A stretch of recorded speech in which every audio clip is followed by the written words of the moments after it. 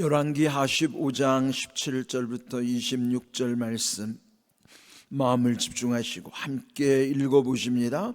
유다왕 아사랴 제39년에 가디의 아들 므나헴이 이스라엘 왕이 되어 사마리아에서 10년간 다스리며 여호와 보시기에 악을 행하여 이스라엘로 범죄하게 한 느밧의 아들 여로보암의 죄에서 평생 떠나지 아니하였더라.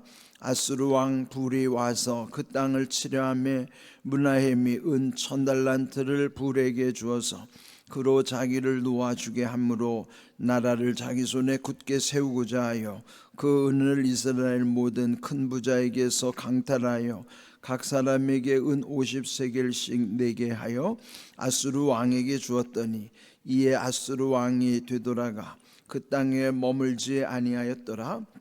므나헴의 남은 사적과 그가 행한 모든 일은 이스라엘 왕 역대지략에 기록되지 아니하였느냐? 므나헴이 그의 조상들과 함께 자고 그의 아들 부가이야가 대신 나의 왕이 되니라. 유다의 왕 아사랴 제50년에 므나헴의 아들 부가히야가 사마리아에서 이스라엘 왕이 되어 2년간 다스리며 여호와께서 보시기에 악을 행하여 이스라엘로 범죄하게 한 느밧의 아들 여로보암의 죄에서 떠나지 아니한지라. 그 장관 르말라의 아들 베가가 반역하여 사마리아 왕궁 호위소에서 왕과 아르곱과 아리엘을 죽이되 길르앗 사람 50명과 더불어 죽이고 대신하여 왕이 되었더라. 부가이야의 남은 사적과 그가 행한 모든 일은 이스라엘 왕 역대지략에 기록되니라. 아멘. 네, 우리가 읽은 말씀은 북왕국 이스라엘의 거의 끝난다는 게 멸망당한다는 얘기죠. 네, 솔로몬이 죽은 이후에 그때가 이제 주전 930년입니다. 930년에 나라가 분열이 되잖아요. 그는 이제 솔로몬이 하나님 앞에서 온전하지 못했기 때문에 솔로몬 시대에는 나라가 하나님 그대로 지켜주셨지만은 그러나 그 이후에 그 아들은 르호보암이죠. 그 르호보암과 또 솔로몬의 신복이었던 여로보암 사이에 갈등으로 인하여 결국 나라가 나뉘는 것이죠. 그러므로 솔로몬의 정통성을 잇는 르호보암 왕은 남쪽 유다, 거기는 유다와 베냐민 두 지파밖에 속하지 않았어요. 그러나 북쪽은 나머지 10개의 지파를 그 솔로몬의 신복이었던 여로보암이 왕이 되어서 북이스라엘을 통치하게 된 것입니다. 그런데 이제 오늘 이 본문에도 보이지만은 여로보암의 죄라고 하는 것이 후대까지 계속 이어져 가고요.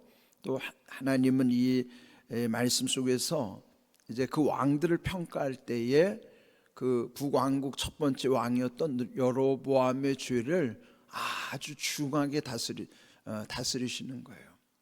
그러면서 그 여로보암의 죄로부터 떠나지 아니하였다. 그 후대 왕들을 평가할 때도 그 여로보암의 죄를 언급하시는 거예요.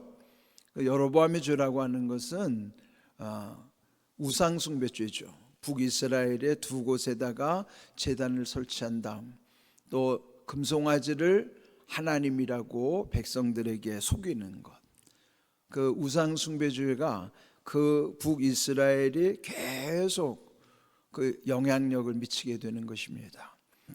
그리고 이제 북왕국은 주전 722년에 여기 오늘 등장하는 아수르에 의해서 결국 무너지잖아요.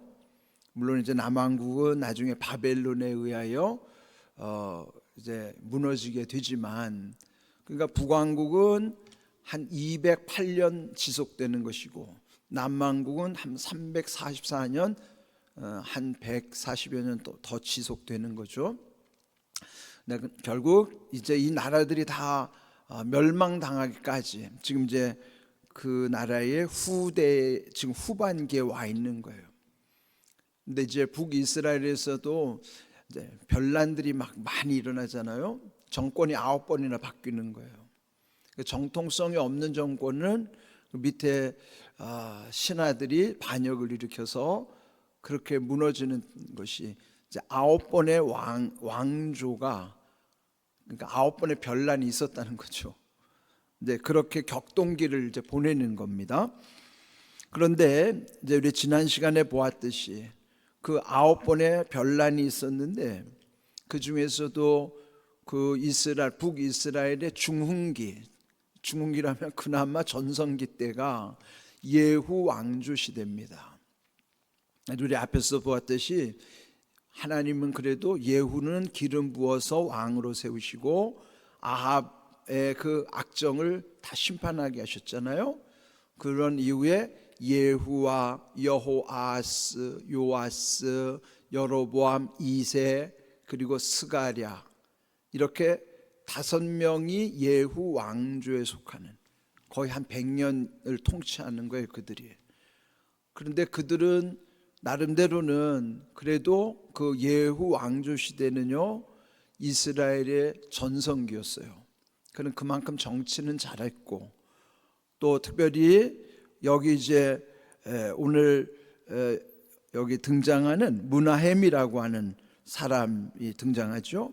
근데 이제 그 직전에 므나헴이 반란을 일으킨 사람이 누군가 하면은 살룸이에요.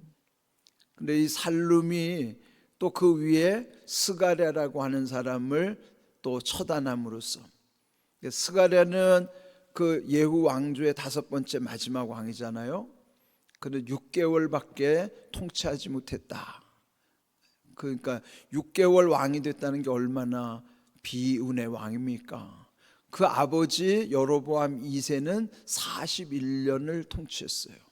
아버지는 41년을 왕을 했는데 아들 스가랴는 6개월밖에 통치를 못한 거예요. 그런데요, 참 성경의 평가에 흥미로움이 있어요. 41년 통치한 아버지나 6개월 통치하다가 결국은 무너진 이 아들 스가랴나 평가가 같습니다. 이 앞에 구절을 보면은 여호와 보시기에 악을 행하여 이스라엘을 범죄하게 한 느바세 아들 여로보암의 죄에서 떠나지 아니한지라. 41년을 통치한 여로보암 2세 그 아버지나 그 아들, 6개월밖에 다스리지 못한 그 아들 스가랴나 평가가 다르지 않아요. 정치적으로는 물론 평가가 다를 수 있겠죠. 41년 업적이 대단하지만 하나님이 보시기에 그들이 다 악했다. 결국 여로보암의 죄에서 떠나지 않았다. 그 평가예요. 그런 우리 인생도 보면은 누구는 백수를 누리는 사람도 있지만 이 땅에 태어나서 조금 사는 사람도 있어요. 그런데 그것이 물론 개인이 볼 때는 뭐 오래 살고 조금 살고 그게 어떤 대단한 것 같지만은 하나님이 보실 때 어떠했느냐가 진짜 중요한 거예요. 여호와 보시기에 어떠했더라. 그러니까 여러분, 물론 장수의 복을 누리는 것도 중요하지만은 오래 살면서 어떻게 살았느냐가 중요한 거예요. 그러니까 여러분, 건강하게 오래 사시되 그게 오래 사는 것이 중요한 것이 아니라 나중에 하나님 앞에 가면 다 이렇게 평가받는 거예요. 성경이 여기다 평가한 것은 우리 마지막에도 하나님이 평가하신다는, 그게 심판입니다. 그래서 우리는 마지막 하나님의 심판대 앞에 설 날을 늘 생각하면서 살아야 되는 거예요. 언젠가 우리도 다 끝날 날이 오지 않겠어요? 저도 어제 저희 아버지 뵙고 왔는데, 이제 이 어른도 이제 80 후반대 가니까, 물론 당신이 형제들보다도 지금 오래 살고 계시고 뭐 아직은 건강하시지만 그래도 이제 죽음에 대한 어떤 걱정은 하고 계시는 것 같아요. 그러면서 이제 제가 여쭤봤어요. 몇 살까지 살고 싶으세요? 그랬더니 90은 조금 더 살고 싶다 그래요. 이제 얼마 안 남았는데요. 그래서 제가 그건 하나님이 다스리는 시기지만 아버지 100살 넘게 사세요. 그런다고 해서 100살을 넘게 살 수도 없겠지만 그래도 오래 살기를 사람들은 바라는 거예요. 그러면서 이제 회개를 많이 하시더라고요. 이제 그저 그냥 어머니 괴롭혔던 일들 그러면서 회개를 많이 하시더라고요. 제가 박수를 쳐드렸어요. 그런데 제가 오늘 아침에 새벽에 묵상하는데 어떤 마음이 드는가 하면, 저는 목회하는 과정 속에서 이제 이렇게 관 속에 미리 들어가 보는 체험을 하거든요. 입관 체험. 내가 먼저 수의를 입고 관 속에 들어가서 관 뚜껑이 닫히는 거를, 그리고 그 위에 못을 박는 망치 소리를 땅, 땅, 땅. 저는 관 속에 들어가서 그 소리를 듣는 거예요. 미리 한번 체험을 보는 거예요. 아, 죽을 때 어떤 건가? 죽으면 모르지만 그래도 살아서 관 뚜껑이 탁 닫힐 때 관 속이 얼마나 깜깜한지, 거기서 불과 한 2, 3분 있는 동안에 별의별 생각을 다 하는 거예요. 제가 왜 말씀드리냐면은, 우리 아버지 마지막 관에서 뚜껑이 닫힐 때 그 모습을 나도 보겠지? 그리고 나중에 나도 이 관 속에 들어가면 우리 아이들하고 나하고 이 마지막 이런 장면이 펼쳐지겠지? 저는 미리 생각을 하는 거예요. 왜 그런 걸 생각할까요? 제대로 살려고 그러는 거죠. 우리가 죽음 앞에서 겸손해질 수 있는 것처럼, 또 이렇게 왕들의 평가 앞에서 우리 자신들이 겸손한 것처럼, 그래서 우리는 항상 죽음을 두려워할 것이 아니라 죽음을 생각하면서 지금 살아있는 날들을 좀 더 겸손해지도록 우리가 살아가야 하는 거예요. 여기에 역대 왕들에 대한 평가를 통해서도 우리들의 평가를 생각하게 하시는 것입니다. 오늘 읽은 말씀에 보면요, 므나헴이라고 하는 왕이 나와요. 17절. 그도 반역을 일으켜서 왕이 되기는 했지만, 그런데 그는 10년 다스리면서 18절 그의 평가가 나오죠. 그도 이스라엘로 범죄하게 한 느밧의 아들 여로보암의 죄에서 평생 떠나지 아니하였더라 그랬어요. 앞에 있는 왕들의 평가도 여로보암의 죄에서 떠나지 아니하였다 그랬는데, 여기는 한 단어가 더 들어가 있어요. 평생 떠나지 아니하였더라. 오늘 제목을 그래서 평생 떠나지 아니하였더라. 만약에 이 맥락을 모르고 제목을 그냥 생각해 보세요. 평생 떠나지 아니하였더라. 그럴 때 궁금하잖아요. 이게 좋은 말 같기도 해요. 그런데 어떤 맥락에서 이 표현이냐에 따라서 좋은 말 뜻이기도 하고, 지금 여기의 맥락에서는 안 좋은 뜻이에요. 평생 그 여로보암의 죄에서 떠나지 않았다, 그건 안 좋은 거죠. 그런데 반대로 이것을 우리가 반대로 하면 좋은 것에서 평생 떠나지 않는다면 그건 복인 거예요.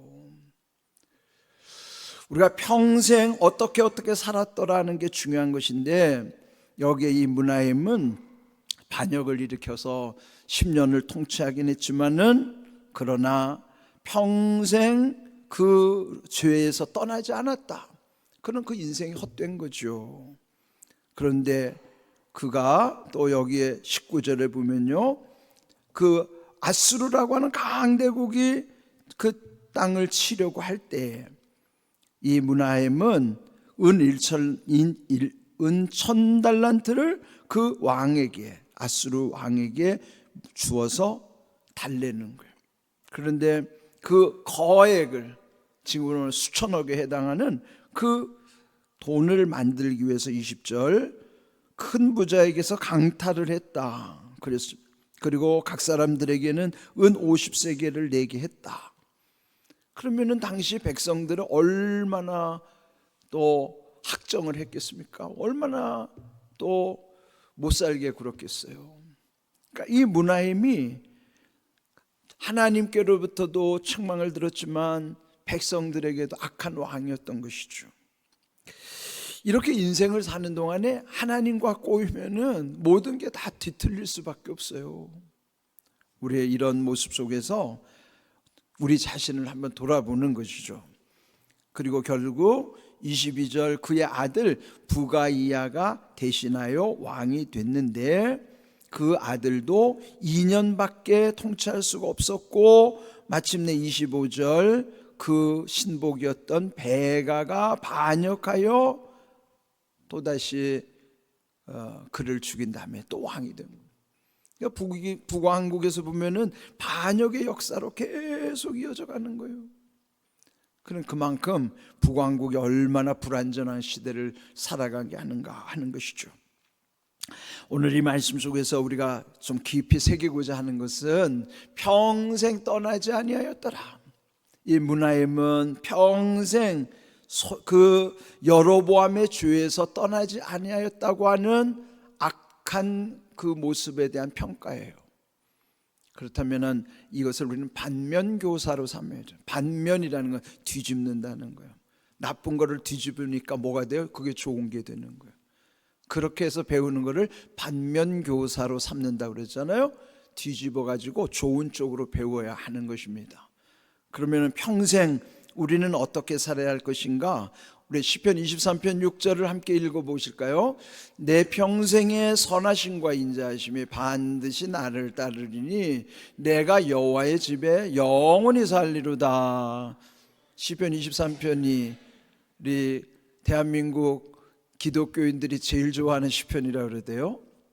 여호와는 나의 목자시니 내가 부족함이 없으리로다. 그 시편 23편의 마지막 절이에요. 그 결론입니다.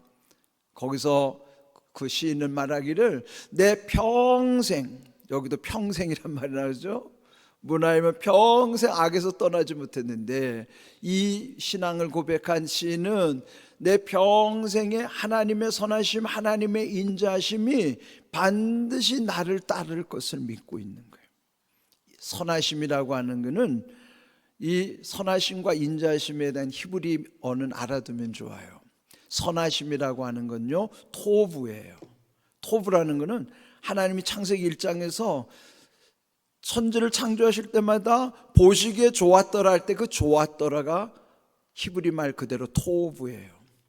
좋았더라를 몇 번 하셨어요? 6번 토부, 마지막엔 심히 좋았더라. 거기에 7번이나 좋았더라 좋았더라. 그게 선하심이에요. 그 선하심 토부예요. 인자하심이라고 하는 것은 히브리 말로 헤세드라 하는 거예요. 헤세드는 우리 표현으로 하나님 사랑이지만 사랑으로만이 아니라 하나님의 은혜도 포함되고 하나님의 좋은 모든 것이 다 헤세드 속에 들어있는 거예요. 그러면 토부와 헤세드라 하는 이 히브리 말은요 하나님의 은혜 모든 것이 그 속에 담겨 있는 거예요. 하나님의 선하심과 하나님의 인자심, 하나님의 토부와 하나님의 헤세드 속에. 그러면 내가 살아가는 평생 하나님의 은혜, 그 토부와 헤세드의 은혜를 평생 누릴 수 있도록 평생 하나님의 선하심, 인자심이 반드시 따른다는 것. 반드시라는 게 얼마나 중요한 말씀입니까? 내가 여호와의 집에 영원히 살리로다.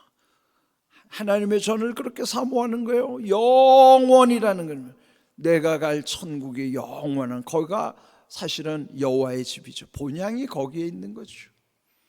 이 땅은 그림자 같은 것이고 이 땅은 모형이지만은 원형의 집 본향은 천국이에요.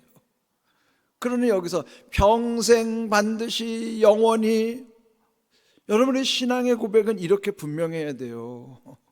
내 평생 하나님의 선하심과 인자심, 그 토부와 그 헤세드의 은혜 가운데 반드시 그 내 안에 있다는 걸 믿고 영원히 살 것을 고백하는 그 믿음이 얼마나 귀해요.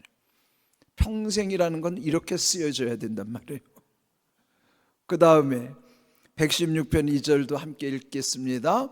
그의 귀를 내게 기울이셨으므로 내가 평생에 기도하리로다. 평생 어떻게 해야 돼요? 기도하는 삶이야죠. 여기에 이 므나헴처럼 평생 악에서 떠나지 않았다고 하는 이 심판의 말씀 두렵잖아요.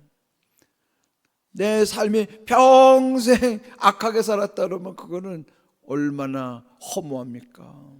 평생에 반드시 영원히 그 인자하심과 그 선하심과 그 인자하심을 통해서 영원히 살 것이라는 영생에 대한 고백뿐만 아니라 우리가 늘 하나님의 은혜 안에서 평생 기도할 것입니다. 그건 뭐예요? 평생 하나님과 함께하는 거예요. 기도는 대화니까요. 하나님과 대화가 끊어지지 않는 기도의 삶 얼마나 좋아요. 오늘 아침에 이 문화엠은 평생 악에서 떠나지 않은 것에 대한 책망이지만은 우리는 반대로 뒤집어서 좋은 쪽으로 새깁시다. 평생 반드시 영원히 하나님의 선하심과 인자하심 속에 살고 평생에 하나님께 기도하는 삶, 평생 하나님과 이 대화가 끊어지지 않는 삶, 얼마나 귀한 삶입니까? 오늘 여기 평생 떠나지 아니하였더라, 문하엠에게는 책망의 말씀이지만 우리에게는 평생 떠나지 아니하였더라. 뭐예요? 하나님의 은혜를 떠나지 않는 거예요. 우리는 반면교사로 삼아 평생 하나님의 은혜를 떠나지 않는 삶이 되기를 주님의 이름으로 축복합니다. 아멘.